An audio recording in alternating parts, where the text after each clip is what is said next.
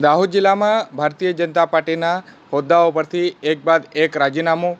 ભાજપ મહિલા મોરચાના ઉપપ્રમુખે આપ્યું રાજીનામું.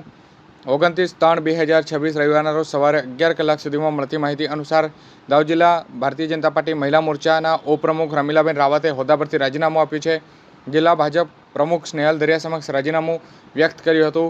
લીમખેડા તાલુકા પંચાયતના પૂર્વ પ્રમુખ રમીલાબેન રાવતે પદ ત્યાગ કરતા રાજકીય વર્તુળમાં ભારે ખળભળાટ મચી જવા પામે છે. રમીલાબેન રાવત જેઓ કે જિલ્લા પંચાયતના સભ્ય પણ રહી ચૂક્યા છે, તેઓના રાજીનામાથી જિલ્લામાં ભારે રાજકારણમાં ગરમાવો જોવા મળ્યો હતો. રમીલાબેન રાવતે માત્ર મહિલા મોરચાના જિલ્લા ઉપપ્રમુખ પદેથી રાજીનામું આપ્યું છે. ભાજપ કાર્યકર તરીકે હાલ યથાવત રહ્યા છે. અગાઉ લીમખેડા તાલુકાના મહામંત્રી અનિલભાઈ શાહે પણ રાજીનામું આપ્યું હતું અને હવે રમીલાબેન રાવત દ્વારા રાજીનામું આપતા સંગઠનમાં પણ બંગાળના એધાણ સર્જાઈ રહ્યા છે. સ્થાનિક સ્વરાજની આગામી ચૂંટણીઓમાં પૂર્વે જ સક્રિય હોદ્દેદારોના રાજીનામાથી અનેક તર્ક વિતર્ક પણ ઊભા થયા છે. લીમખેડા તાલુકા ભાજપમાં એક બાદ એક રાજીનામું પડતા આંતરિક વિખવાદની પણ ચર્ચાએ જોર પકડ્યું છે. અચાનક પદ પરથી રાજીનામું આપી દેતા ભાજપ રણનીતિ અને સંગઠન પર પણ મોટા સવાલો ઊભા થયા છે.